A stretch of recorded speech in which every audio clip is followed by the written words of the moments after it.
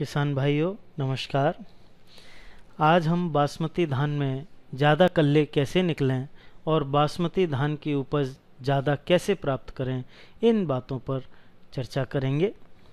जैसे कि आजकल आप सभी के मन में है कि रोपाई आपकी पूर्ण हो चुकी है और आप विभिन्न प्रकार की दवाइयों का प्रयोग करना चाहते हैं जिससे कि आपके खेत में फुटेर ज़्यादा हो, कल्ले ज़्यादा निकलें।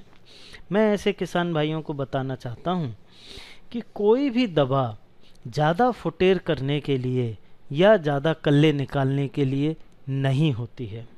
ये हम किसान भाइयों के बीच में पेस्टिसाइड कंपनियों के द्वारा फैलाया गया सिर्फ एक भ्रम है कि यदि आप ये दवा डालोगे तो कल्ले ज़्यादा निकलेंगे या फलां दवा डालोगे तो कल्ले ज़्यादा निकलेंगे।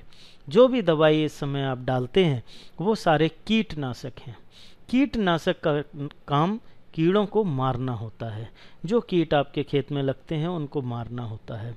मैं आप सबसे अपील करना चाहता हूँ, बिना सोचे समझे किसी भी दवा का प्रयोग ना करें, क्योंकि जब आपके खेत में कोई कीट नहीं आया है, किसी कीट का प्रकोप नहीं हुआ है और दवाई डालते हैं तो इसका मतलब आप अपने पैरों पर कुल्हाड़ी मारते हैं, आप अपना नुकसान खुद कर रहे हैं।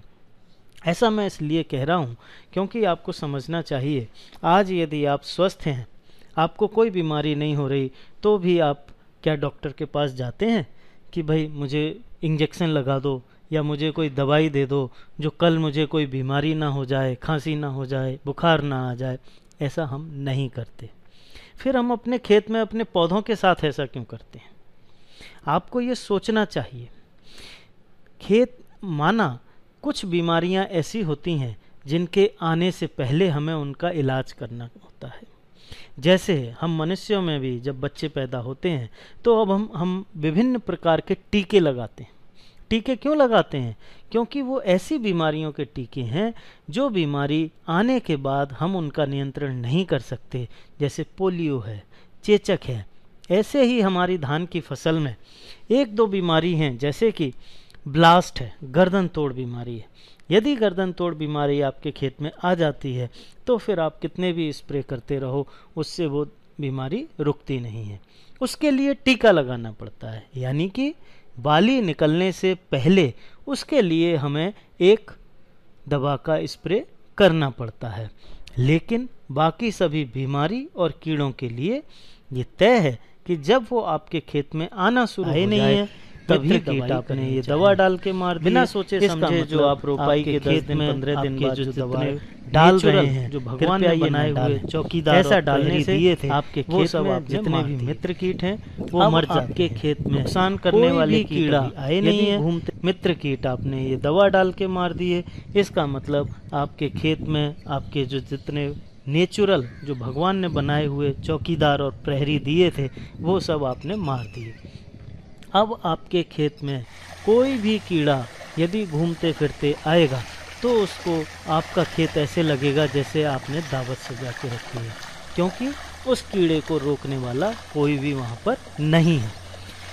इस प्रकार वो कीड़ा आके आपके खेत के ऊपर अटैक करेगा, अपनी संख्या बढ़ाएगा और उसका नतीजा ये होगा कि आपको बार बार कई स्प्रे करने पड़ेंगे, जो कि आपको करने पड़ते हैं। इस प्रकार आपकी जेब ढीली होती है, लागत बढ़ जाती है और जब फसल बेचने जाते हैं और सही उपज का मूल्य नहीं मिल पाता तो हमारी जेब में कुछ आने की बजाय उल्टा जेब से चला जाता है और किसान का हाल खराब है। इसलिए मैं आपसे कहना चाहता हूँ, किसी भी दवा का प्रयोग कल्ले निकालने के नाम पर ना करें। जब तक आपके खेत में कीड़ा ना आए तब तक दवा ना डालें। अब बात करते हैं कल्ले ज़्यादा कैसे निकलें। देखिए, बड़ा आसान है। यदि आप अपने खेत में कल्ले ज़्यादा निकालना चाहते हैं तो जैसे आपको पहले भी मैंने विभिन्न वीडियो के माध्यम से बताया है कि आपको ज़्यादा गहरा धान नहीं लगाना है।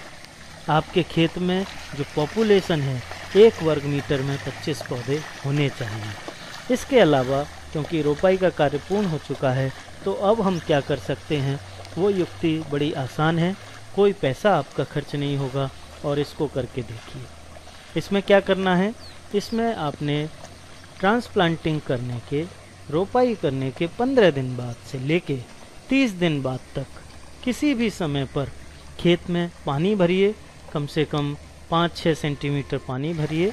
उसके बाद एक हल्का पाटा ले लीजिए, जो कि एक हल्की कड़ी हो सकती है, और कड़ी नहीं है तो आप 8-10 बांसों को बांध लीजिए और उसमें रस्सी बांध के एक आदमी आराम से खींचेगा। इस प्रकार आप खेत में पाटा लगा दीजिए। इस पाटे का वजन 12 से 15 किलोग्राम तक हो सकता है। इस प्रकार यदि आप पाटा लगाते हैं तो इससे आपको कई तरीके के फायदे होते हैं। पहला क्या होता है, जड़ के ठीक ऊपर एक गांठ होती है, उस गांठ से कल्ले निकलते हैं। जब हम ये पाटा लगाते हैं तो एक स्ट्रोक, एक झटका उस गांठ पर लगता है और इस झटके लगने की वजह से ज़्यादा कल्ले निकलते हैं। इस प्रकार आपके खेत में कल्लों की संख्या बढ़ जाती है। उसके अलावा आप जो है जब पाटा चलाते हैं तो मिट्टी की ऊपरी सतह ये डिस्टर्ब होती है, तहस नहस होती है। आप देखेंगे रोपाई करने के बाद आपके खेत में काई जम गई है, आपके खेत की ऊपर की लेयर कठोर हो गई है, जिसकी वजह से वायु का संचार ज़मीन में नहीं होता। जो माइक्रो ऑर्गेनिज्म है वो ढंग से नहीं पनप पाते, जड़ों को वायु नहीं मिल पाती और आपका पौधा शिथिल रहता है। लेकिन पाटा चलाने से जब आपकी मिट्टी की सतह ऊपर डिस्टर्ब होती है तो मिट्टी के अंदर वायु का संचार होता है, जिससे कि जड़ों का विकास बहुत ज़्यादा होता है। और जब पौधे की जड़ों का विकास सही रूप से होगा तो निश्चित रूप से पूरे पौधे का विकास बहुत अच्छा होगा। इस प्रकार से पूरे पौधे का एक जैसा विकास होगा, बहुत ज़्यादा कल्ले निकलेंगे, आपके खेत में जो छोटे मोटे खरपतवार हैं वो समाप्त होंगे। इसके अलावा इस समय पर हमारे खेतों में पत्ती लपेटक का प्रयोग शुरू हो जाता है, जिसे हम लीफ फोल्डर भी कहते हैं, जो पत्ती में ऊपर पत्ती को मोड़कर सुंडी अंदर बैठ के और पत्ती के हरे भाग को खुरच खुरच के खाती है। इस प्रकार पाटा चलाने से वो सारी सुंडी नीचे गिर जाएगी और जब एक बार ये सुंडी नीचे गिर जाती है तो फिर दोबारा नहीं उठ सकती। तो एक छोटी सी विधि पाटा चलाकर आप अपने खेत में बहुत सारे लाभदायक कार्य कर सकते हैं। इस प्रकार आपको अधिक उपज प्राप्त हो सकती है। तो किसान भाइयों, आप इस तकनीक को अपनाइए। ये तकनीक आपके लिए बहुत काम की है और हम उम्मीद करेंगे कि आप इस विधि को अपनाएंगे, इससे लाभ प्राप्त करेंगे। धन्यवाद।